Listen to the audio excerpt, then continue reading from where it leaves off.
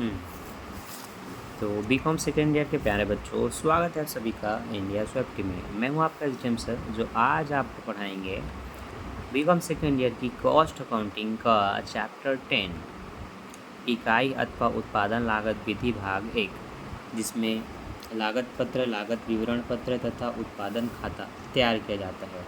Cost sheet, cost statement और production account. ठीक है, तो सबसे पहले आपको सीखना है कॉस्ट शीट, है ना। लागत पत्र, लागत पत्र कैसे बनता है। अब कॉस्ट अकाउंटिंग या सेकेंड ईयर की सारी जो पढ़ाई होती है वो प्रॉपर इंग्लिश में होती है। वो इसीलिए होती है क्योंकि अब इधर के खाते आप अगर आप रेगुलर लाइफ में इसका अगर काम भी सीखते हैं, बिल वगैरह बनाते हैं, तो वो भी प्रॉपर इंग्लिश में बनता है, हिंदी में नहीं बनाए जाते। इसलिए जितने भी कॉलम्स होंगे, जितने भी व्यवहार होंगे, जितने भी फार्मूलाज होंगे, सबको इंग्लिश में पढ़ना, ये समझ करके पढ़ना कि ये पूरा इंग्लिश का ही बुक है। लेकिन आप चूँकि हिंदी मीडियम के छात्र हैं तो आपके लिए हिंदी में पूरा दिया जाता है, कुछ स्टेटमेंट को इंग्लिश में भी दिया जाएगा, लेकिन अभी जितने भी फार्मूला और कॉलम बनेंगे वो पूरे इंग्लिश में बनेंगे। ठीक है। उत्पादन लागत क्या होता है, इस पर बहुत सारे लेखक ने अपनी अपनी परिभाषा दी है। मुख्य 5 बिंदु में समझाया गया है। देखो, हेरोल्ड ने कहा है, उत्पादन लागत लेखांकन अथवा इकाई लागत लेखांकन लागत निर्धारण की एक ऐसी रीति है जो कि उत्पादन पर आधारित है। जो कि उत्पादन पर आधारित है, जहाँ निर्माण कार्य निरंतर होता है, वहाँ उत्पादन इकाइयाँ समान प्रकार की होती हैं, उन्हें अनुपात द्वारा एक समान बनाया जाता है। तो उत्पादन कार्य निरंतर चलता रहे, विस्तृत पैमाने पर चलता रहे, उत्पादन की सभी इकाइयाँ एक प्रकार की या एक समान हो, परिव्यय इकाइयाँ प्रकृति को तथा प्रति व्यक्ति परिव्यय ज्ञात करना हो, प्रति टन, प्रति मीटर, प्रति किलोग्राम आदि में। प्रायः ये विशेषताएं निम्न उद्योगों में पाई जाती हैं, जैसे कि कोयला उद्योग, चीनी उद्योग, वस्त्र उद्योग, आटा, सीमेंट कारखाना, ईटा भट्टा इत्यादि, जहाँ पर लगातार काम चलते रहता है, निम्न मतलब काफ़ी बड़े पैमाने पर, वहाँ पर इकाई लागत उत्पादन या लागत पत्रक का उपयोग होता है। कॉस्ट शीट वहाँ पर बनाई जाती है। ठीक है, तो ये आपसे पूछा जाएगा ये वाला पॉइंट कि इकाई लागत ज्ञात करने की विधि। तो इकाई लागत ज्ञात करने की 3 विधि, लागत पत्र, लागत विवरण और उत्पादन खाता।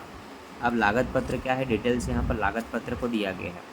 अब ये मैं इसलिए दिखा रहा हूँ ताकि ऐसे बच्चे जिनके पास बुक नहीं है और जिन्होंने बुक लिया भी नहीं है और डिटेल से थ्योरी भी पढ़ना चाहते हैं, तो वो बच्चे थ्योरी को देख ले रहे हैं, स्क्रीनशॉट ले ले रहे हैं और इनको पढ़ते रहें अपने कॉपी में लिख करके।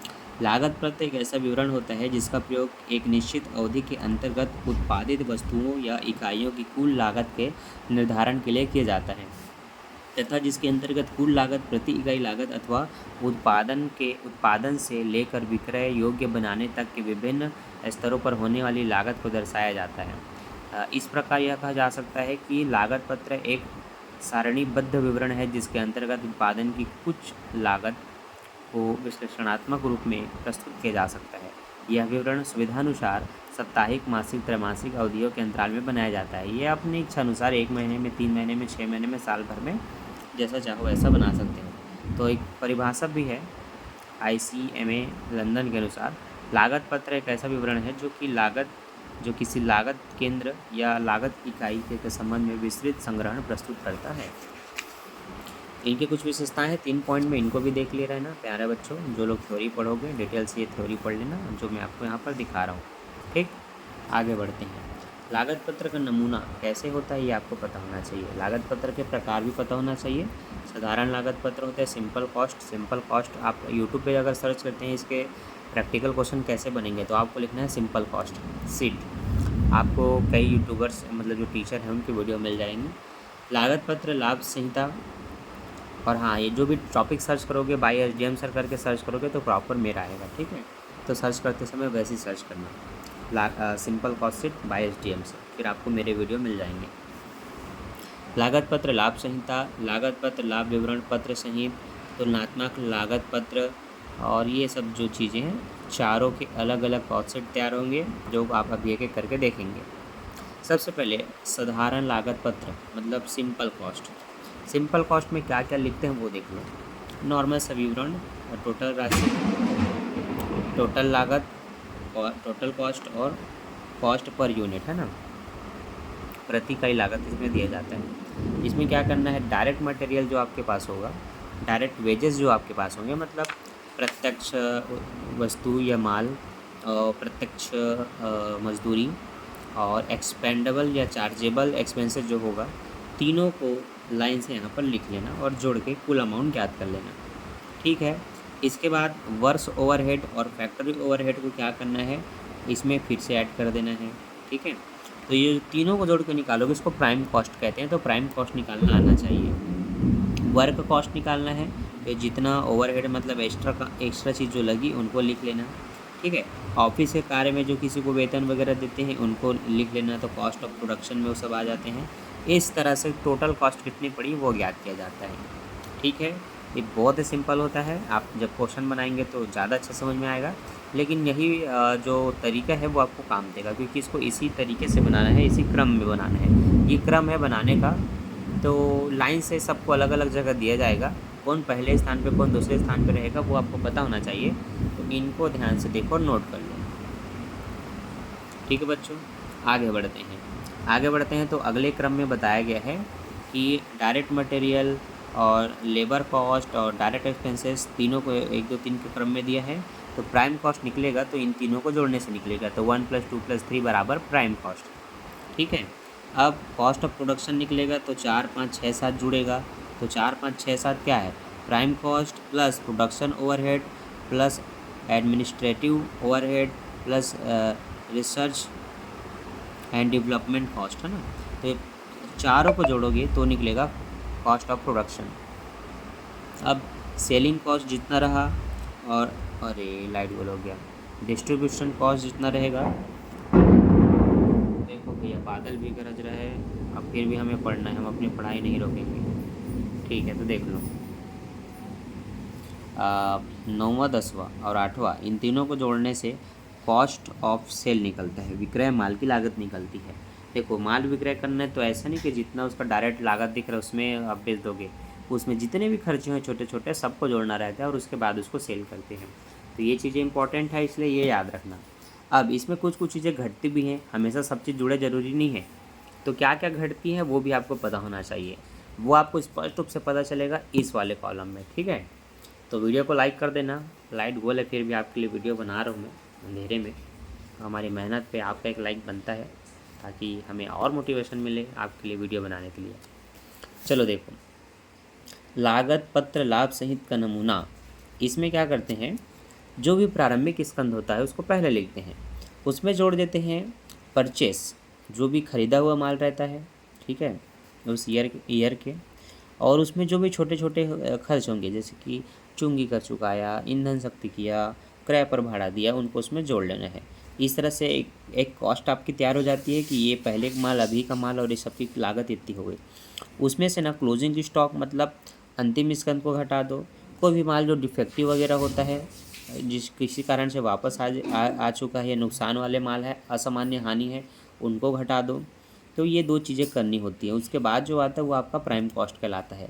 तो जो चीज़ जुड़ेगा ऐड करके लिखना है, जो घटेगा उसको लेस करके लिखना है। तो ये चीज़ें भी आप नोट कर लो अपने कॉपी में। ठीक है। आगे फैक्ट्री ओवरहेड वगैरह जो पिछले जुड़ा था वो अभी भी जुड़ेगा, लेबर कमीशन वगैरह ये सब, लेबर कॉस्ट वगैरह, फ्यूल, पावर, ईंधन शक्ति जो भी लगा था, ये ऊपरी खर्च होते हैं, लेकिन ये सबको भी जोड़ा जाएगा, इसलिए ऊपरी खर्च को ओवरहेड बोल करके लिखा जाता है।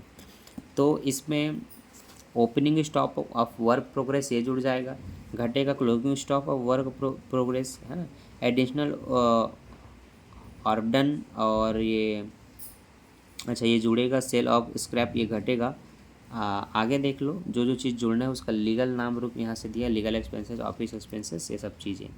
लास्ट में फिर आपका निकलता है कॉस्ट ऑफ प्रोडक्शन।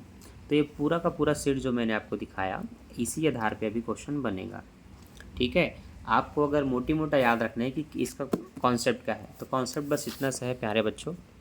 देखो मैं आपको कॉन्सेप्ट समझाता हूँ, कॉन्सेप्ट क्या है। देखो कॉस्ट शीट जो आपको बनाना है उसका सिंपल सा कॉन्सेप्ट ये है, जो भी माल आपके पास है, ठीक है, माल का या तो आप निर्माण करेंगे या तो उस माल का क्रय करते हैं। ठीक है, ये 2 अलग अलग चीज़ें हैं, लेकिन अप्लाई किसी एक का होता है। कई कंपनियां केवल माल खरीदती और बेचती हैं, कई कंपनियां माल को निर्माण करती हैं। अब जो खरीदती हैं ना, वो हर बार खरीदती हैं और बेचती हैं। जैसे आपने एक जूते की दुकान खोली, आप वहाँ जूता बना नहीं रहे हैं, रिपेयरिंग का काम कर रहे हैं। जैसे कि कोई आ गया भाई जूता यहाँ से फट चुका है सिल दो, तो आप उतना काम कर रहे हैं, आप बना नहीं रहे हैं। तो आपका जो दुकान हो गया वो केवल क्रय विक्रय का हो गया। तो आप क्या करेंगे, लगातार आप आयात करेंगे, आप बहुत सारी चीज़ें खरीदेंगे, और जैसे जैसे आपका स्टॉक यहाँ से खाली होते जाता है आप खरीदते जाते हैं और इधर सेल भी करते जाते हैं। तो हो सकता है जब आप हर साल कुछ माल मंगाते हैं साल में एक बार, तो मान लो कि अभी हम सितंबर में हैं, अब दिसंबर आ गया समझ लो, ठीक 10 दिन बाद ये साल ख़त्म होने वाला है। अब आपके पास हर साल नया माल आता है, तो आपके पास अब अगला ऑर्डर आपको देना है ताकि 10 दिन बाद आपके पास माल आ जाए।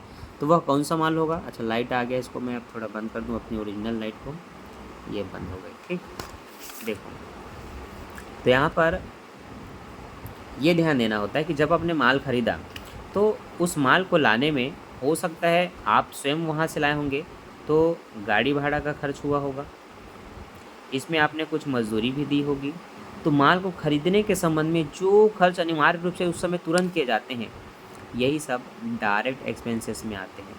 ये माल के क्रय पर निर्भर होते हैं। जैसे कि अगर आप एक न्यू फ़ोन लेते हैं तो फ़ोन में बिल्कुल आप उसका कवर लेंगे, उस पर ग्लास लगवा देंगे, उस पर कैमरा प्रोटेक्शन लगा देंगे, तो कुछ चीज़ें अनिवार्य रूप से खर्च आप करते ही हैं फ़ोन जब लेते हैं तो ये कुछ खर्चे जो किए जाते हैं ये उसके कॉस्ट में जुड़ जाते हैं। तो एक्चुअल कॉस्ट को ही प्राइम कॉस्ट बोलते हैं, जिसमें उनकी मुख्य लागत जुड़ी होनी चाहिए।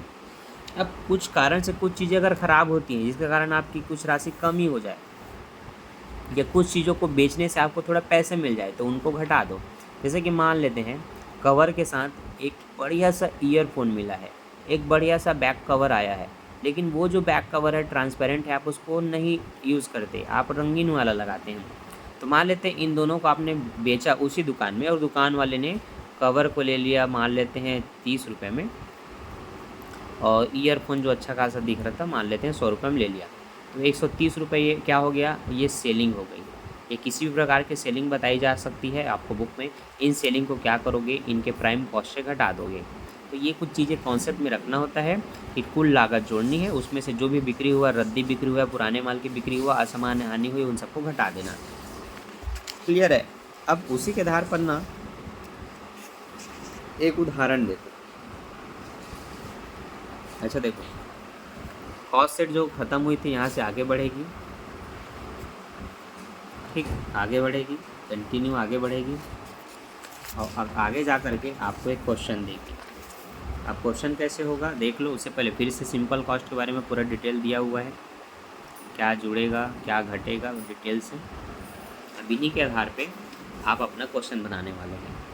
तो आई होप आपने ध्यान दिया होगा कि मैंने क्या समझाया है। थ्योरी में ज़्यादा नहीं बताता ताकि बच्चे बोर ना हो। मैं आता हूँ सीधे पॉइंट पे। पॉइंट ये है कि क्वेश्चन कुछ इस तरह से दिया जाएगा जो कि उदाहरण 1 में दिया हुआ है। ठीक है, ये इस तरह से बोला जाएगा, निम्नलिखित आंकड़ों से सामग्री मूल्य निर्धारण करते हुए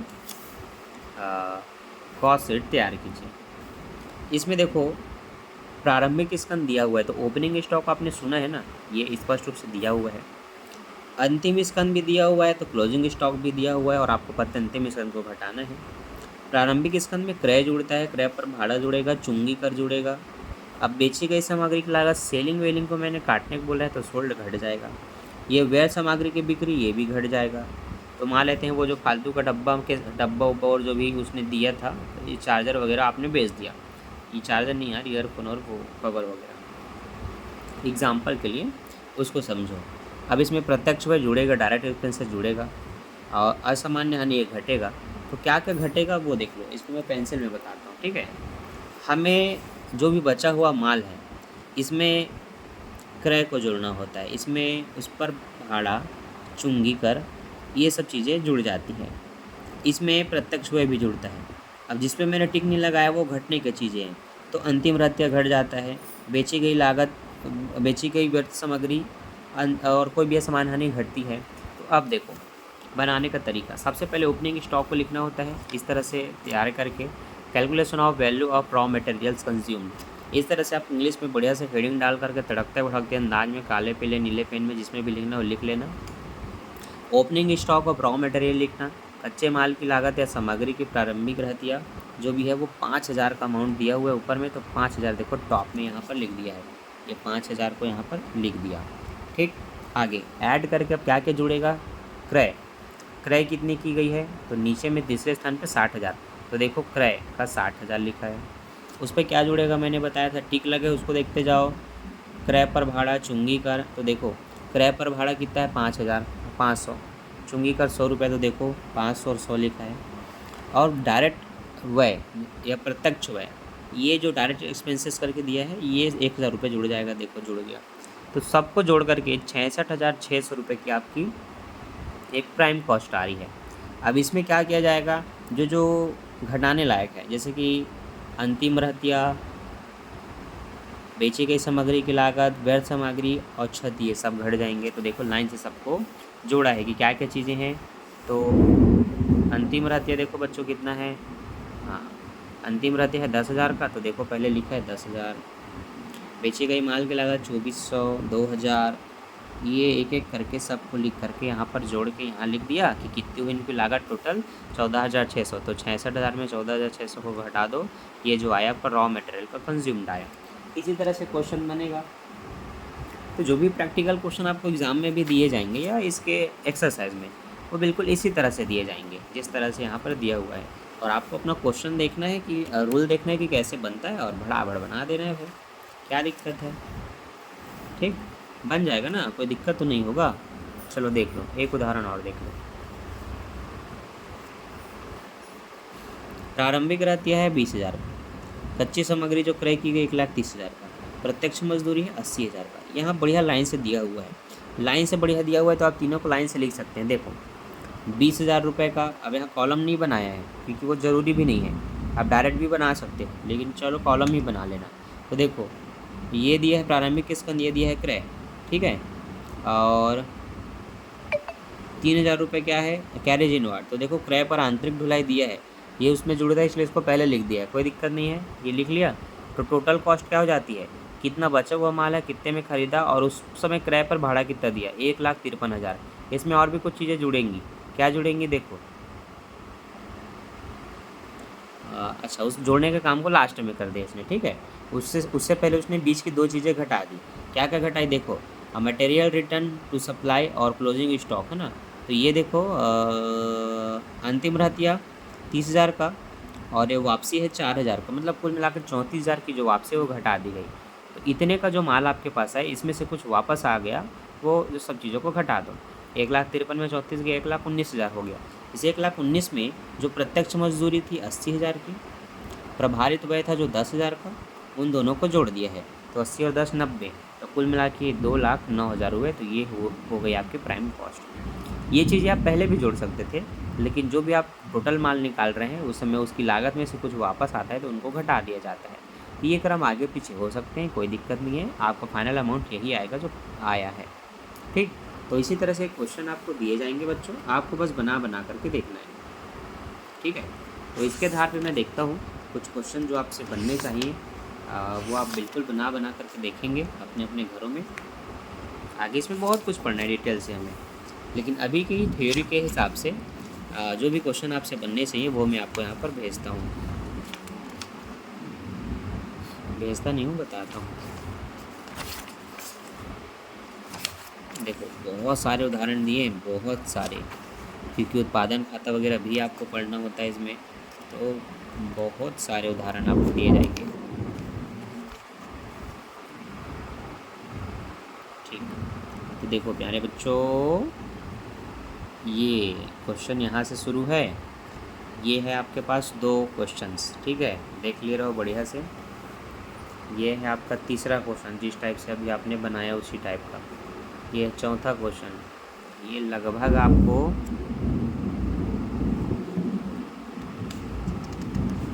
10 तक तो आराम से बनना चाहिए, देख लो 10 तक क्वेश्चन बनना ही चाहिए।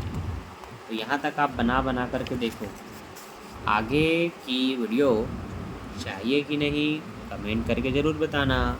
अब देख लो, मैं आपको क्वेश्चन तो दिखा रहा हूँ, सॉरी,